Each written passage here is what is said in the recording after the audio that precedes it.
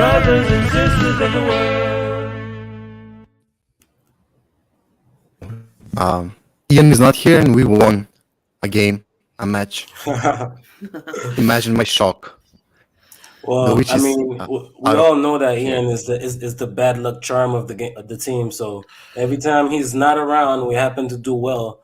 And when he's actually at the matches in person, the worst things usually happen. So I think we may have to make sure Ian is the fan. What's the team from that show again?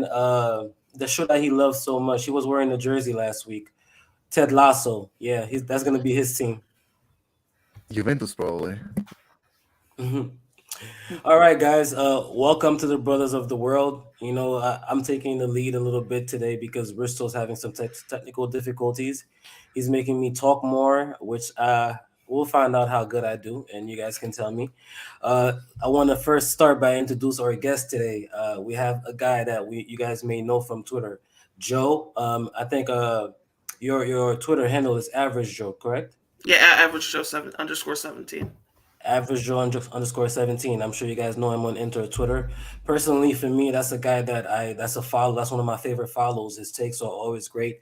Whether I agree with them or not, he always puts them out very well, and you can tell he knows the team and he knows ball in general. I'm sure we're gonna have a great episode with Joe. Good to have you, Joe. Well, thank you very much for having me. It's an honor. All right.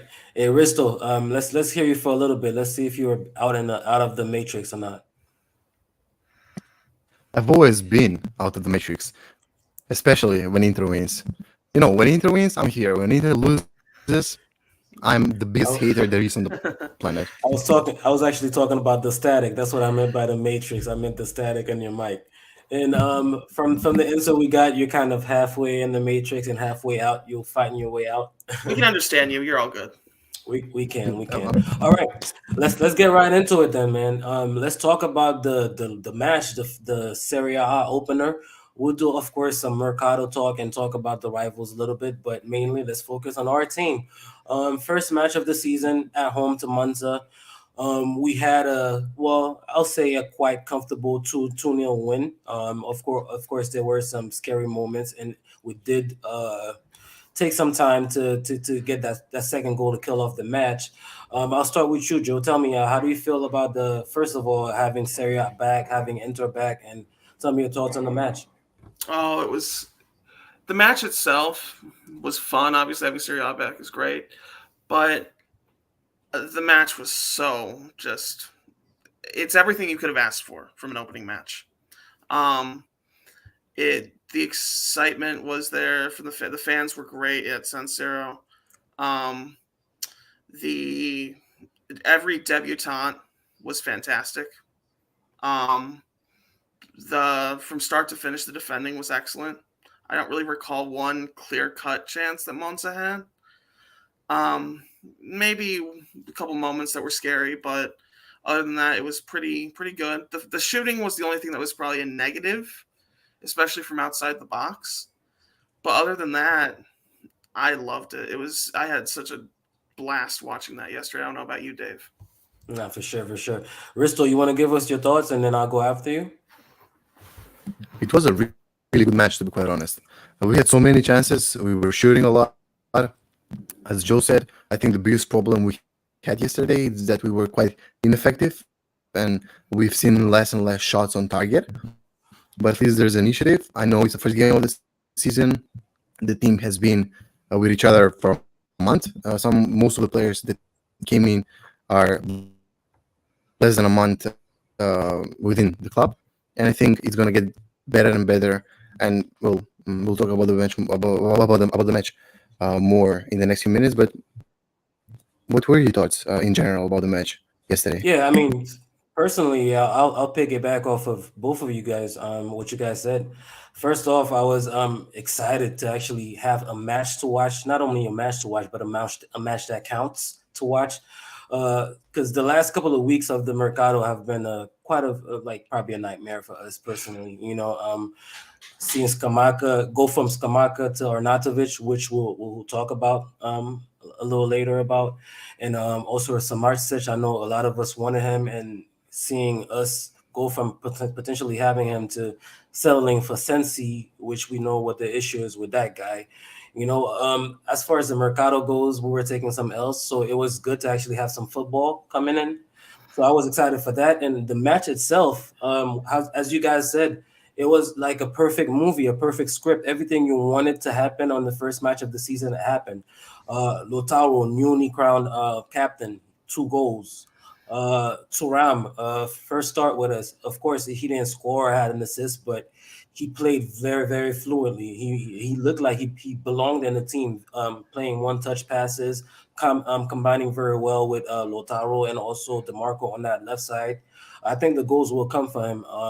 And we also had Arnautovic. What a way to make a debut. He comes in and as a sub shortly after he creates that second goal. And also he had a couple moments where he could have created a third or even a fourth goal for us as well. We can talk about him a little more. But in general, yeah, the match for me, it was a very good start. And to think that we have help on the way, fingers crossed, with potentially Pavard. And let's see, man. Sky's the limit. As I'm watching the Juventus game right now, because we have to keep an eye on the rivals. So here's my question. Let's talk about Arnautovic, since personally for me, I can't speak for everybody. I was disappointed, of course, to see that that's the name that we actually ended up signing. When we think about the names that we flirted with over the summer, starting with Lukaku to go to Skamaka and then Balogun, and I'm not sure if I'm missing anybody, and then we ended up with Arnautovic. That's one thing. That was my feeling from him, and then actually seeing him play yesterday, creating that goal with Lautaro and seeing how he can potentially fit in our system. I'm having good vibes and good feelings. How do you feel, Joe? I'll start with you. Well, I think he couldn't have had a better debut. When he signed, my perspective was a bit more complicated. So I was in favor of him signing if we got a top class defender. Now, fingers crossed we will, but you couldn't say that for sure at the time. There was a lot of speculation about Inter's market would be closed after this and blah, blah, blah, right? So that was my perspective on Arnautovic. I always thought he'd be a useful signing. As to whether he was the best we could get, absolutely not. Obviously, you had names like Balogun, Skamaka. Yeah. But in the end, if you're not convinced or you can't afford the names that you want, it's best to change strategy in that scenario. And I kind of understand that. And Arnautovic, in my opinion, very useful. He It doesn't just contribute goals. We saw his strength yesterday. The flick. Oh, the flick he had was just amazing. Yes. And yeah, no, I again, I preface the signing with I like it if the defender is good. No, that's very, very, very well said. And again, like that's a thoughtful perspective. I'll say that I'm guilty of it as are most of us. Reacting right away in the moment, like the minute we saw that okay, we were getting Arnautovic, and that was probably it as far as strikers that we're gonna get, which is probably not even true. Um, I was like, oh my God, what we're doing, the sky is falling. Skamaka, at least he's young. He had potential of probably earning 20 goals. Lukaku, we know he's good for 20 goals in the league, whatever the case may be. But seeing that we went with Arnautovic and we also switched strategy to a point where we're bidding 30 million plus for Pavard, that tells me that okay, you know what, it is what you said. Like okay, maybe we can't get a top class striker, but we're gonna switch strategy and invest that money into a top class defender, which is a guy that personally we spoke about him a little bit on last week's podcast. Pavard, I call them a rich man's D'Ambrosio, not D'Ambrosio, a rich man's Darmian, and we will touch on that a little bit more. But I want to hear Risto's touch a little bit. Risto, we were talking about Arnautovic. What are your thoughts on first? What was your reaction on him being the striker we ended up getting this summer? And second, has his performance yesterday changed your perspective anyway? I think it's a valid question. We've seen a lot of players and a lot of strikers being linked to Inter in the past, I would say 2.5 months, especially since the Champions League final. Yeah. I've been pretty on and off with the signings and the links that were potential to come to Inter. Yeah. But to be quite honest, um, I would say I'm not thrilled with Arnautovic, but as you and I pointed out, and even Ian pointed out even last week, or in the past few years that we have been recording, as long as Marotta is here, I have fully trust in the team. Whoever is signed, whoever goes out of the club, I trust him. We've seen Icardi being replaced, probably the best striker we've had in the past, I don't know, 10 years, 13 years since Milito. Yeah. We have replaced him successfully. We signed Lukaku and sold him for a record sum for Inter. So Arnautovic may not be the sexiest signings, as it was the case with Dzeko. I think they're very similar in the sense of Inter signing a Serie A proven players. The only concern I have with Arnautovic is his injury vows last season. He has started only 18 games, but he scored 10 goals. From what we've seen yesterday, it's not going to be him full time, but him coming in and being the hold up striker that we desperately need. I think Dzeko was decent last season, but he was not on par as he was the season prior. Okay, wait. I can't let you go too far because you brought up a very interesting point. Let's expand on that a little bit. Because from my perspective, as we discussed strikers a couple episodes ago, and the main reason why I wanted Skamaka over Balogun and whoever else is because of the profiles that we already have in Lautaro and Thuram and even Correa, if you want to count him. I hope you come back very soon and you hear me, Aristo. The I can, profile, I the can. profile. Okay, perfect. The profiles that we had, I felt like the Skamaka type of striker was the profile that we should have definitely brought in, which is that player that Lautaro can play off of, Thuram can play off of, Correa could play off of, and for that reason, I'm thinking that Arnautovic is probably the way I look at it. He should be the main guy that we play in most games, and we should be thinking about who's going to partner him. That's how I look at it. And of course, his age and his injury record suggests that may not happen. What do you guys think about that? Do you guys feel like? Because here's my reason. Because I feel like Thuram Lautaro or Lautaro Correa, that's not going to work against the top teams of the league, like the better defenses, the teams that can have physical defenders to press us. Well, you can't rely on Lautaro to be your main guy playing back to goal with his hold up play.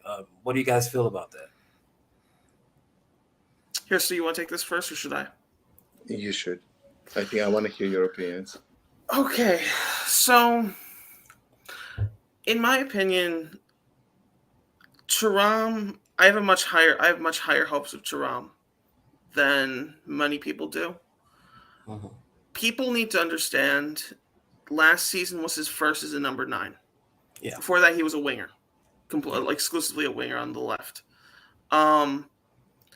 So he made adjustments and he did quite well. He got 15 goals in all comps, so it was a decent return.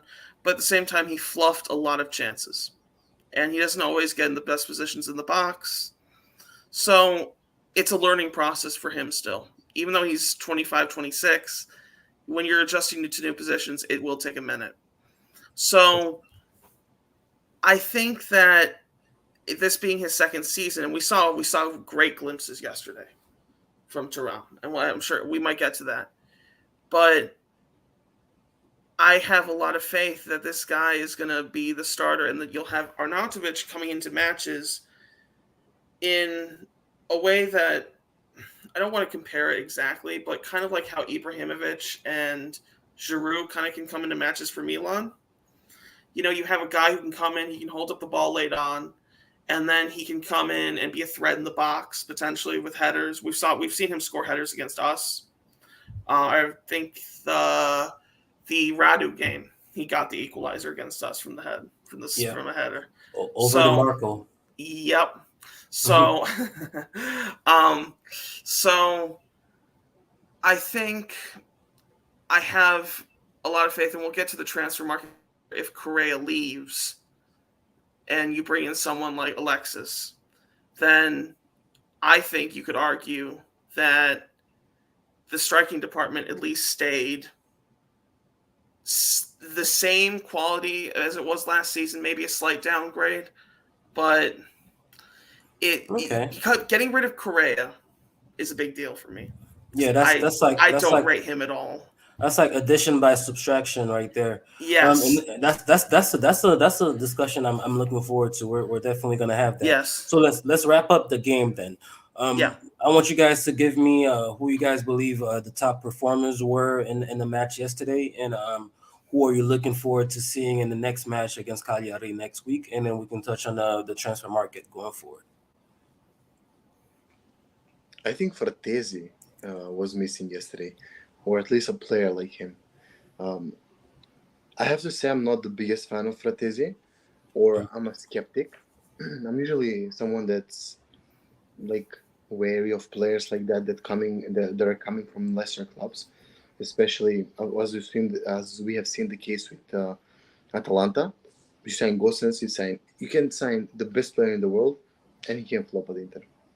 I don't know what's the case, if it's Atalanta or the Serie A in general, but we've seen Sensi coming in from Sassuolo and settling in right away. We've seen Fratesi, at least from the preseason, from what I've seen, he has settled in immediately and he understands the role that he holds. I like him from what I've seen, I have to be honest, and I cannot wait to see more of him. I think he will be such an addition to the team, especially considering you have him instead of Mkhitaryan in the starting lineup. You'll have Fratesi, who's coming in late in the box and who can actually strike the ball pretty well and score decent amount of goals. Yeah. You have Barella, a world-class player. You have Çalhanoğlu, who has proven so many people wrong. And I would say a class player. So you have a trio, a trident of players that can actually make a difference. We compare that to Lautaro and whoever else is in front alongside Lautaro. I think that's a threat in of itself. Because I love Brozovic. I really do respect his abilities, but he's not a goal scorer. Fratesi is.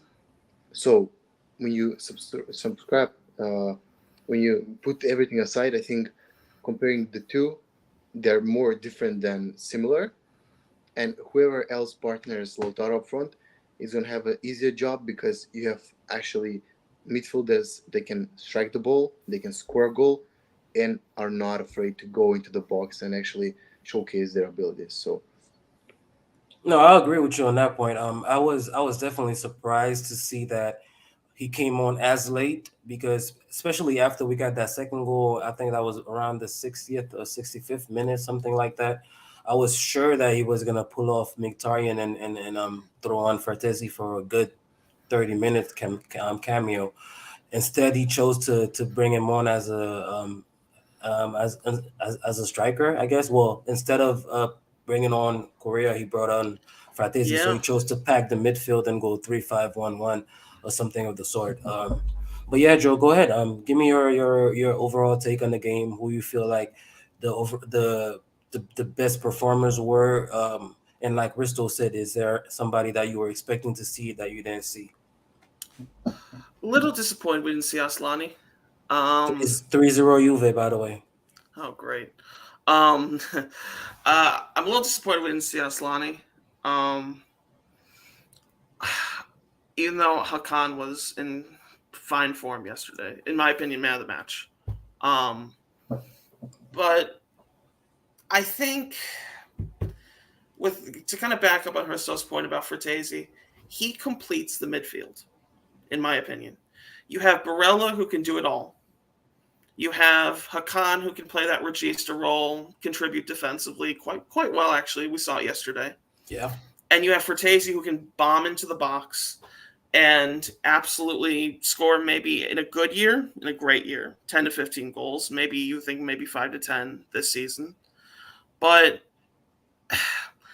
I guess that also kind of piggies back off the point that I'm not the biggest fan of Mkhitaryan starting. I like Mkhitaryan. I think he contributes something. I think he holds up possession well. I think he does many things well. He carries the ball passes it on well. It's just that I don't think at his age and where he is in his career that guy should be a starter for No, this first Scudetto winning team.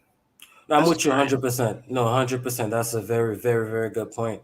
And I don't think, well, I can't say that with confidence, but that's why I'm saying I don't think that that's going to be the midfield going forward, having Agreed. Mkhitaryan as a starter.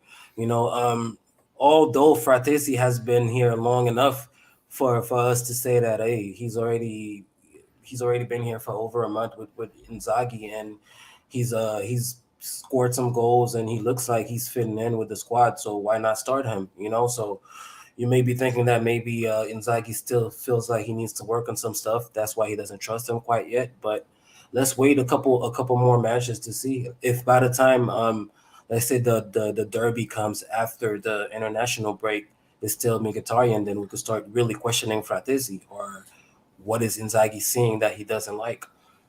Yeah. But in general, for me personally, the match, my biggest performers were probably I was happy to see De Vrij. He kind of turned back the clock a Yes. little bit. We saw a very good De Vrij. You know, we kind of forgot how good this guy was for us before he had his dip, mainly due to injuries, and also he had personal issues going on in his personal life.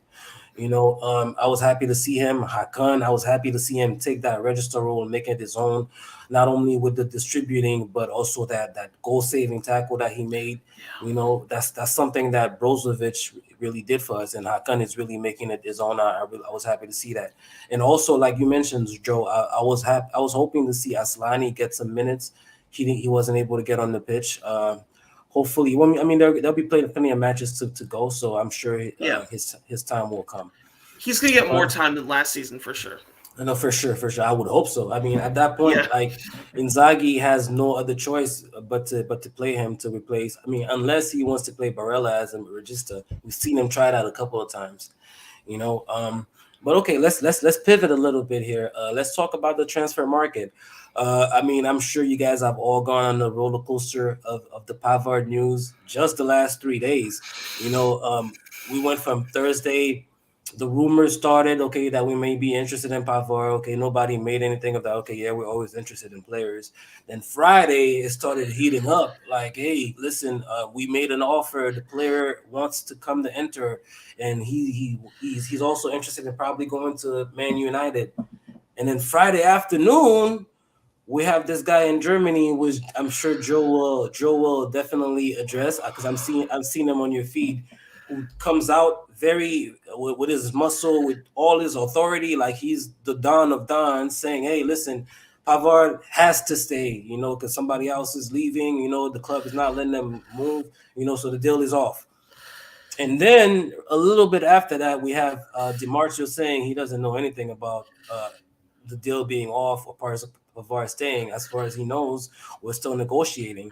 Well, fast forward, the latest news is that it's getting closer, that we have made an improved offer, and that it's a matter of them getting a replacement right now. They're hoping for it to close tomorrow. So I'll start with you, Joe. Tell me, how do you feel about first Pavard? Is that a player that you even want? Is that a player that you rate? And tell me how you feel about the roller coaster we've been on. Let's start with the roller coaster. Florian Plettenberg, or whatever you say his name, he's an embarrassment. Yes. He's an absolute embarrassment. He thinks of himself as like the German Gianluca Di Marzio, but he's clearly nothing. I mean, to tweet that the deal is off. Yeah, like that was his tweet. It's still up. You can see it if you want to. Go to his Twitter page. It's just like, deal's off. He's not coming to Inter. Just like, even the German sources were just like, what's this guy talking about? Yeah. Like it was very strange.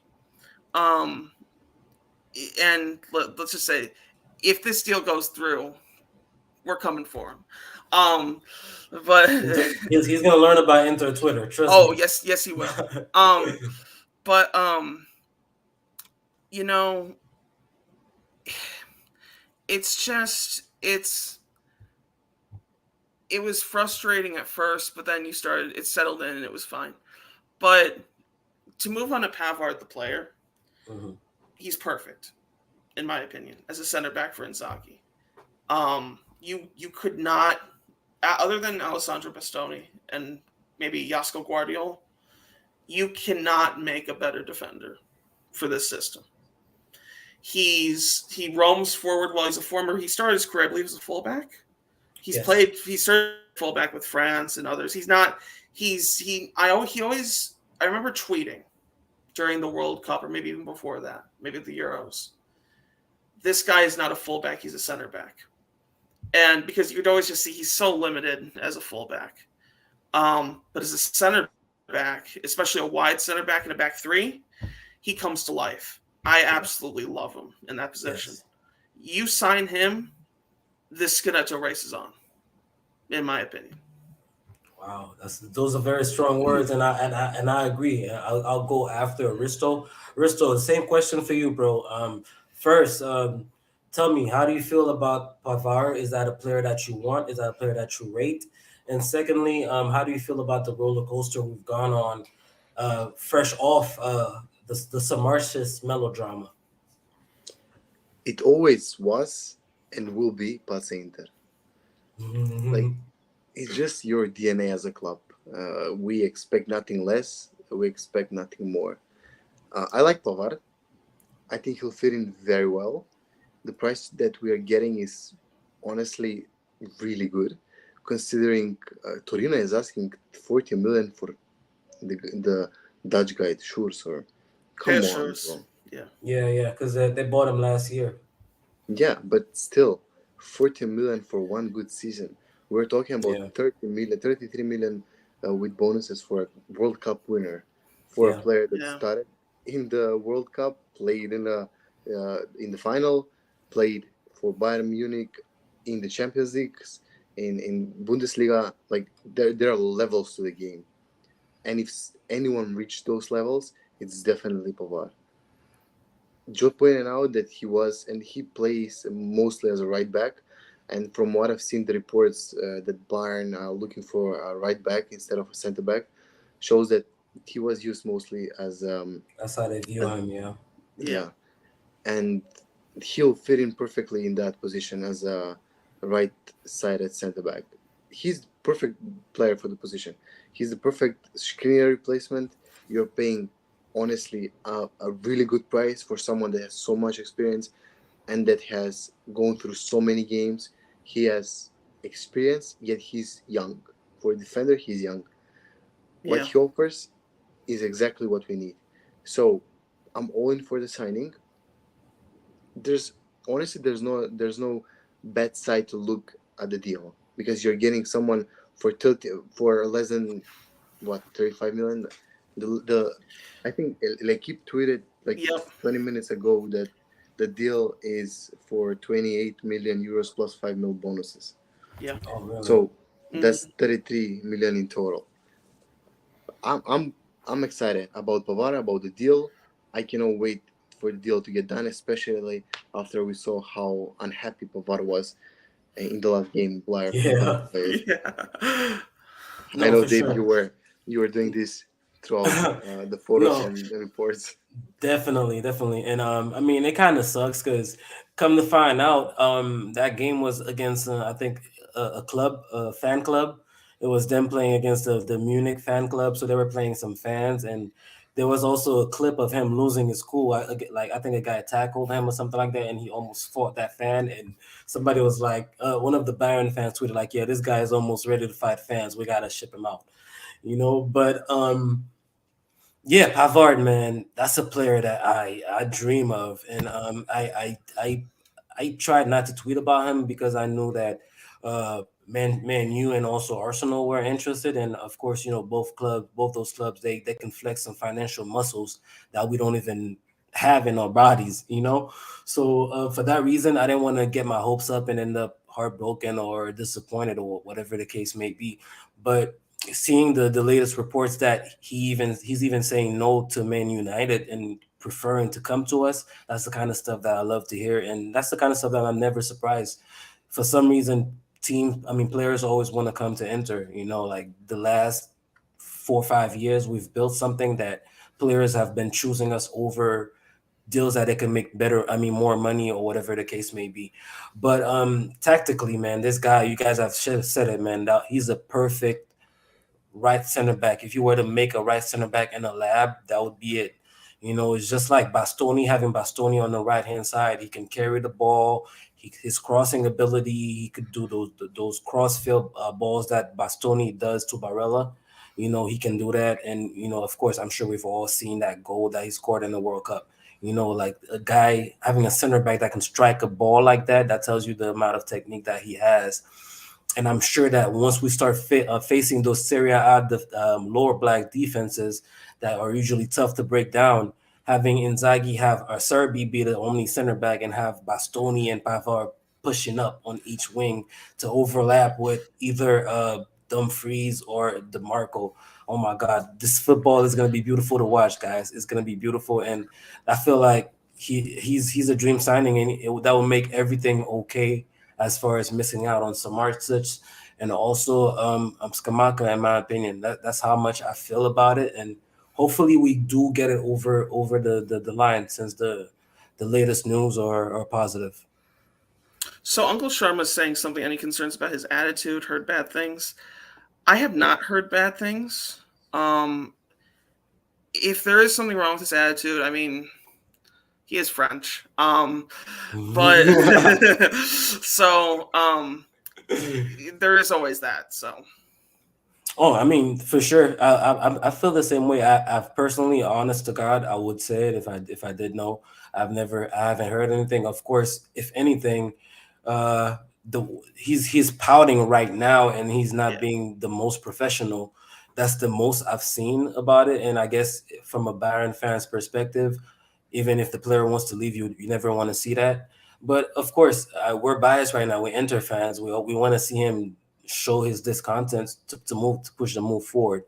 Now, if there are more character issues beyond that, I'll definitely look into it, and hopefully it's not something that becomes an issue in the locker room. Risto, have you heard anything about him? I have not, no. But my question is, have we ever shied away from signing a player that had a bad attitude? For God's sake, we've had Balotelli when he was young. We've had Marco Arnautovic and Balotelli in the same season, winning the Champions League, and them two being together. We have Arnautovic now. We've had Ibrahimovic. We've had Icardi and his whole like family and three ancestors before that.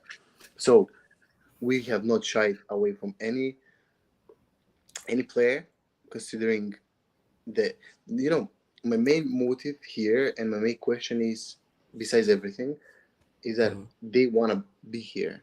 They could well sign for Man United if they wanted to. For more money. So why would you behave badly when you've made the choice? I know that something can lead and something can happen in the future, but as of now, I think his desire is much more intense and much more to the point than anything else. I think that will prevail, and that out of everything. Yeah. No, I was saying, Sharma, if you can leave us another comment and like give us a little more detail. I mean, that's something that I would definitely like to get Absolutely. into, you know. But shamelessly, I want to add, like, I feel like being in this financial situation that we're in, we're not in the position to be passing up on players for attitude, especially like a world-class player like he is, you know, because to me, he's still a world-class right center back, and in this system, he will prove it this season. To me, he's even a better fit for the Inzaghi center back role than Skriniar was, in terms of how he can move forward and progress up the pitch. Now maybe Skriniar is slightly better defensively, but in terms of for this role, perfect. No, you're hitting the nail right on the head, and it may sound like we're saying that because we're bitter Inter fans and how it ended with Skriniar or whatever the case may be, but let's not forget that Skriniar was on the fringe with Conte, and they were about to sell him. It was close to Tottenham or whatever the case may be, because he was struggling to fit in as a right center back. Of course, credit to him, he put in the work, and then by the time he was leaving Inter, he was one of the best at the roles, but he still looked clunky and he lacked the technical ability to do it, But Pavard, in my opinion, I have no shame saying it. That would be an upgrade on Skriniar. I agree. All right, so yep, let's move on then. Since we're still talking about some transfer news, today I'm not sure how credible it is, but there's news that Torino may be interested in Korea and possibly getting them on loan with an option to buy 25 million, which is amazing if we get back for this guy, considering he's been dead on our bench, in my opinion.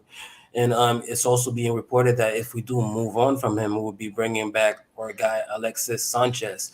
Joe, you touched on that a little bit. I'll throw it to you first. How do you feel about El Tucu or Grill Master possibly leaving? And also, how do you feel about bringing back Alexis Sanchez? Is that something you'd be okay with? Yeah, it's gonna be an end to the Jerry Mancini jokes. But you know, I really don't like Correa. I when the signing was made, I tried to be as optimistic as possible, but I never really saw it. Yeah. And it's addition by subtraction, definitely. I don't care if we have to pay some of his wages for him to go away. I don't care. I don't expect. You hate the guy. I despise him. No, like it's totally addition by subtraction here. I don't care if he's replaced by Esposito. Just get him out. And I despise Esposito too. But the thing is, I saw a comment earlier that said, do you want Alexis back even though he took forever and we missed out on Dybala because of him? Sure, that was the case. But I'm willing to let bygones be bygones here. Alexis had a great season last year for Marseille. He got like 14, 15 goals, something like that, maybe even more. He was great. He was great for them. I'd take him in a heartbeat. As a fourth striker, absolutely. All right, Risto, it's you, man. I know you're not a big Korea guy either. Probably not. You probably don't dislike him as much as Joe does. But go ahead, tell me, how do you feel? Same question. How do you feel about him possibly leaving? Who's gonna man the grill on the barbecues? Because we want to see the barbecue pictures, And also, how do you feel about bringing back Alexis 2 years after paying him to leave? It would be an interesting to do. I want it. Like, it has Inter written all over it. I love Alexis.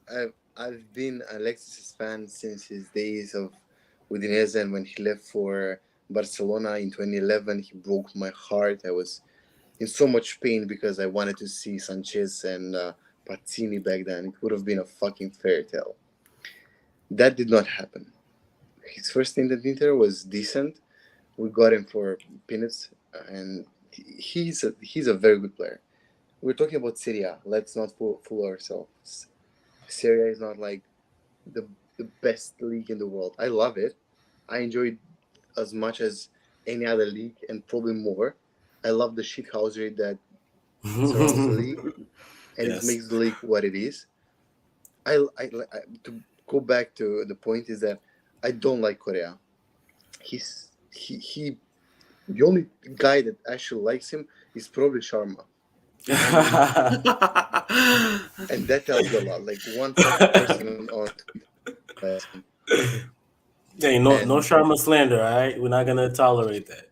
I just don't agree with his taste sometimes, but we cannot agree, and we are allowed to. I'm not sure whether Sanchez should return to Inter. I like him as a player, but I'm not sure whether he's, I don't know if he's ready to return, in the sense that we'll have two players that are actually like quite old. How old is he? 20, 34, 35? 34, 33, 34.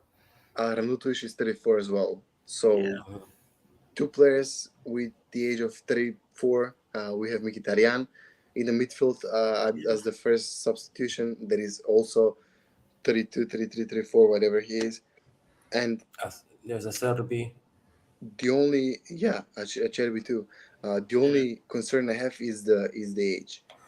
If Marotta and company and all the directors think he's fit enough, and if they gave him away back then because he didn't fit the system, fair enough.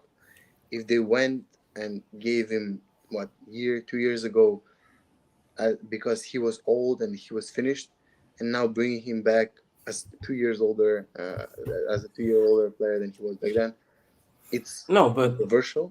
Yeah. no, to jump into that, I don't feel like the way I remember it, we weren't getting rid of him because he was old and he was finished. It's because he was probably the second or third highest Yeah. earner on the team as a bench player. You know what I mean? And we just couldn't afford. It was a luxury to be paying him the wages that we were paying. But the way I feel is, I'm with Joe. Like when we first brought in Correa, I was optimistic because I do have this bias. I'll admit it that I feel like any striker could do good in our system. Just I feel like a two-man striker system in general, and especially ours with the amount of chances that we create, any striker should and could do well in it. So I thought Correa would probably have career years in our system, and that failed. So if we can get rid of him, goodbye. But my only question mark with Sanchez would probably be not even his fitness, because as Joe said, he just had a great season for Marseille, considering his age. And I would definitely take him as a bench player, come in and play 10 minutes, 15 minutes for us, and I'm sure he can have an impact. My only question mark for him is the wage, because we know that he's a guy that doesn't play with his money, and Yeah. he's not gonna take a pay cut for you. But if he can come and decent wages, 2.5, 3 million even, let's say he replaces whatever Correa was making, I'd be okay with it, because this season it should be a season that we focus on going to get that second star, man. So bringing players that have experience and can contribute right away. I'm all for going all in for it right now, and then letting it go after a couple years. So 3 million net. So that's not bad at all. And if he's even willing to cut that, which he may even be, because we're so late in the window, Hmm. that's pretty good for a striker. That's not I would bad. do that at all. No, and I'm sorry, and it's also been reported that he's turned down some offers because he wants to wait for us, or whatever the case. Yeah, yeah. I mean, it's not. I don't think it's going to be an insurmountable wage. He took a big cut when he went to Marseille. To Marseille. So Yeah. so I don't think that's going to be a problem. I think he's one of the most. Obviously, he's not his peak anymore, but I agree with Fristo that I loved him when he was younger. I think he's one of the most underrated players of his generation. Um, and he was at Arsenal. He was amazing. At Barcelona, he was great. So For sure, for sure. He Well, first, well, go ahead, bro. Go ahead. go ahead, Fristo. I just wanted to point out, he's earning literally half of what Correa is earning. Correa is on 6 million, 6 point something. So Correa's What? on 6 half of million net. what Correa is. No way. No Yes, way. but I'm not sure whether this is gross or net. Oh, it It's might be probably gross, gross. Yeah, it's but probably gross. still, that's a Yeah. ton. That's too That's way much. too much. That's way too much for a guy that does nothing. That is way too much. So in general, like just to wrap up our Mercado talk, that will mean that we end up with Turam and Lotaro as our starters, and then Arnautovic and Sanchez as our backups.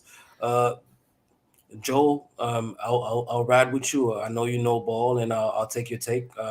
Let's hope that Turam can develop into that striker that we need, since again he hasn't had much experience playing as a true striker.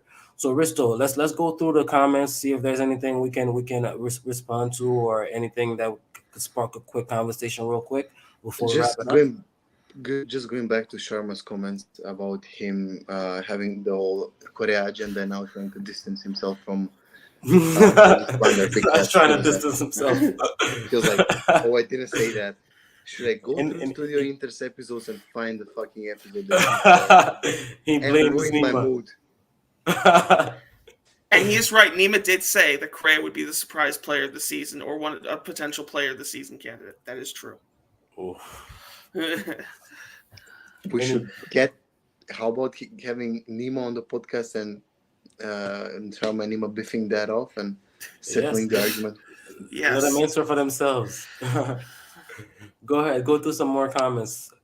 Yeah, Guys, we thank you guys for coming through. I mean, I'm sure we just getting started. We haven't been as consistent as we've been. We're trying to do it, and we had a lot of people coming in and commenting. Thank you, everybody, guys.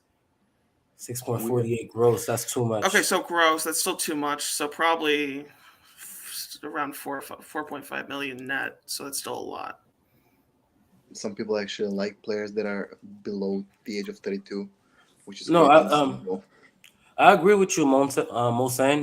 Honestly, but the thing is, I feel like when you have Lotaro and Turam, who are both 25 each, I Yeah, think 25, 26. Yeah. it balances out. You know, it balances each other out. We have King King Darian Darian, saying what's that, up? yeah, Tuku is not leaving. I mean, We'll it's see possible. Well, see, the rumors are legitimate, so they're heating up.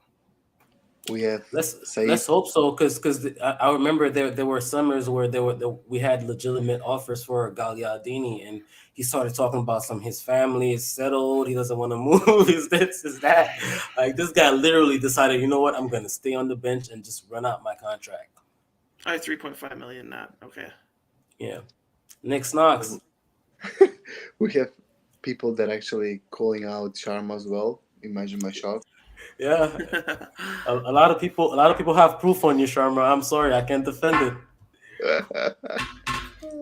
We it. have comments about that they're actually celebrating Korea's leaving, and some of them are not believing the news that he's leaving, which is quite understandable. I'm kind of on that. I'm kind of on that wagon as well. I don't think the guy wants to go and play football and shine and develop, or not develop even, or have his best season. I feel like he's comfortable in Milano, a beautiful city in the middle of Italy, in the north of Italy, fashionable capital of the world. He's staying next to one of his best friends, Lotaro. Every time we have the little barbecues, he's the one that's on the grill. Like, I think his life is complete, and he's not gonna leave, man. I feel that way, and I can't see him leave. Yeah, I think it's 60-40 that he stays, but fingers crossed. Okay, 60-40. I could ride with that. That's pretty close. If he, I mean, does he wanna like see out his contract, or he wants to start? Because at Inter, there's less and less chance of him starting. He's literally like the fourth option. I don't think he cares, honestly. What do you think, Joe? I feel like he's one of those guys that's satisfied being a bench player in a good city, making great money. You know, his family's happy, whatever. It could be. I think Inzaghi yesterday that was trying to send him a message though, That is true. subtly by That is saying, true. "I'm not even subbing you on. We're going 3-5-1-1." That was very un-Inzaghi. He doesn't usually switch from a 3-5-2 that often. So I think it was a subtle message to Correa, that I don't want you here. This is how much you're going to play, which is not very much. And please fuck off. With all due No, I respect. agree. I agree, especially Yeah. because it's kind of been assumed that he has some kind of loyalty to Korea because that's his boy from Lazio or whatever. But yeah, him saying, you know what, I rather sub on a midfielder instead of subbing you on. That was a pretty big message. I'm sure he picked up on that. I hope he did at least. Even Bisek, he subbed on before Correa. So Intertwine, what's up, bro? Yeah, we have so many people that are actually interested in the whole Korea Alexis drama. Yeah, we touched on that, so I hope we answered your question. We're What's all for it, and at the right wages, and hopefully a short contract as well. what is everyone's opinions in the comments, and everyone that listens to the podcast on the other platforms after it is uploaded? Because I'm actually curious as to how people see this issue. If we have both Alexis Sanchez and Correa on a similar salary, would you take Correa alone with an option to buy to any Serie A team or anyone else, and bringing Sanchez back for Probably a little money, like a small sum of money.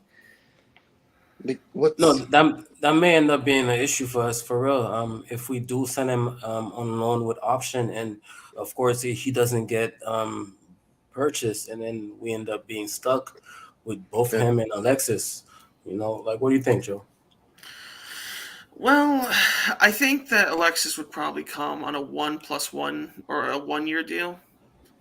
So I don't think that'd be that much of a problem. No, Uh, I definitely love that for sure. yeah, I don't think it's going to be a huge commitment for Alexis this time around. Um, Saeed, so Alexis the Lambo.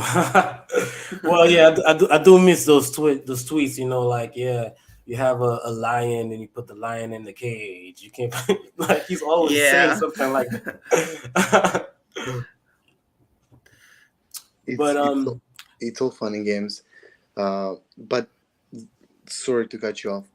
mhm. Having Pavard in defense alongside the Varane Bastoni, having actually two decent players in both Dumfries and Quadrado, I think it's gonna make the whole issue that we've had last season much more bearable because now you have four wingbacks that actually can play instead of the two that were eligible to play last season because Yeah, Gosens seemed uninterested and Villanova seemed like he's not capable of. very, very, very good point. And actually, we didn't mention Carlos Augusto.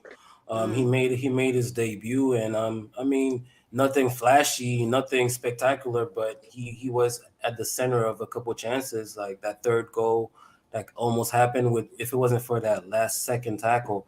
He has pace. He seems to be one of those players. He plays simple, and then he has the pace, and he can also play left center back. So I'm sure we'll see a lot of him. And also Quadrado.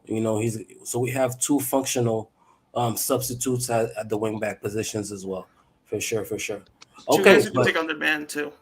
no, for sure, absolutely, absolutely.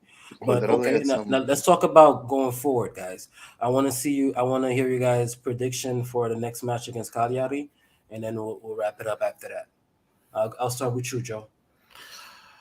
Well, I think Cagliari they might struggle to stay up this season. Um, they've had a decent mercato, but nothing special. Um, Hmm. it's in Cagliari, I believe, right? I didn't check. Is it? Yeah, I think so. Um, so I'm gonna say 3-1. We do struggle there at times. We kind of scrape victories out there, so Yeah. we'll see. I'm confident of a victory though. How about you, Risto? How do you feel? Are you scared of the island? Last 5 matches, 4 wins for Inter. Out of the 4 wins, 3 wins were 3-1 for Inter, and one was 2-1 for Inter. All 5 games have been or 4 goals. We have 4-4-3-3-4 goals. So a lot of goals. Both teams are willing to score. I think this time around Inter is having a breeze. Will have a breeze because Cagliari's team, from what I've seen on paper at least, doesn't seem like a Serie A 11 Serie A team.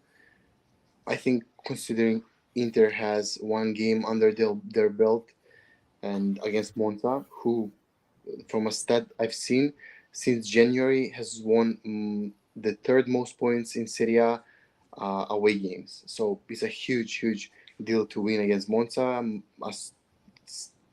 On paper, a Monza team that actually has a decent team.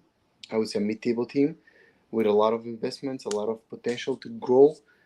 I think 2-0 for Inter, a breeze, and finally going into the other week.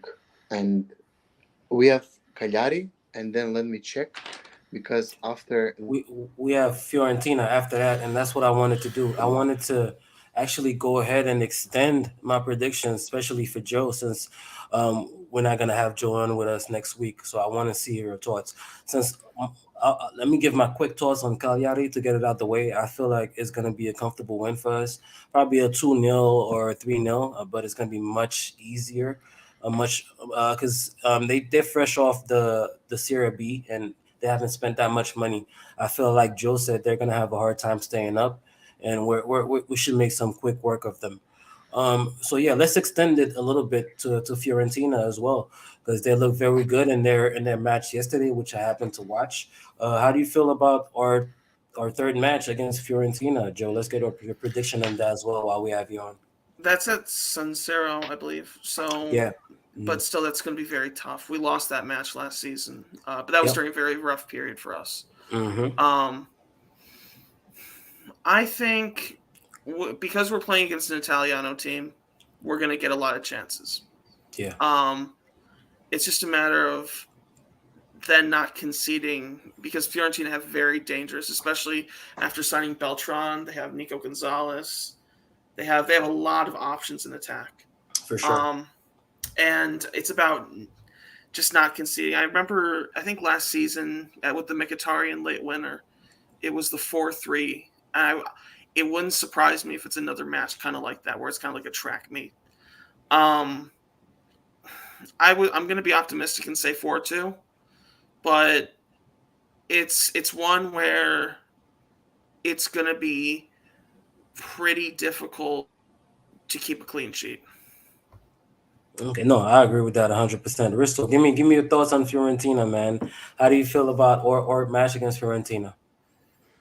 I don't know what to think, honestly, because those kinds of matches can go both ways. But from what I've seen, Fiorentina have signed some really good players. I don't think losing Cabral is that kind of a big deal because Cabral was kind of dog shit last season. Yeah. He's not like my favorite player ever. I quite like their team. And look, I think we're going to win the match. As Joe said, it's tough to keep a clean sheet, but no one knows what to make of it because Inter can go a long stretches without conceding a goal and winning the match comfortably, and then you'll see Inter struggling to keep to keep a clean sheet. So I think 2-1 win, it's a big possibility, a huge possibility. Yeah, I mean, I feel like it could be more of a track meet because they put in what they put 3 goals past I think Bologna they were playing yesterday. No, not Bologna. Genoa. They played Genoa yesterday, and they could have scored 5 or 6 goals, you know. And I feel like early in the season we seemed to under Inzaghi we were slow starters, especially on defense. Although yesterday it didn't look like the case, I can see it being a game. I'll say we win it 3-1 Inter. Of course, I'll never predict a loss, but that's how I feel. So yeah, that's all we got for now. I want to thank everybody in the comments for tuning in with us. Everybody, even if you didn't get to comment, we appreciate it. We want to thank Joe for joining us, man. This was a very fun episode. I'm looking forward to doing it with you again. If you'd like to come on, we'd be more than 100%. happy to have you. I had a blast. Okay, we'd be more than happy to have you again, and I can't wait to listen back to this episode. Risto, you figured out your sound issues throughout the episode. We want to commend you for that. You kept working like a madman as we were recording, but we got the good sound out the way. So good episode. Go ahead and go and let us go with the intro if you can, please. For sure. Thanks everyone.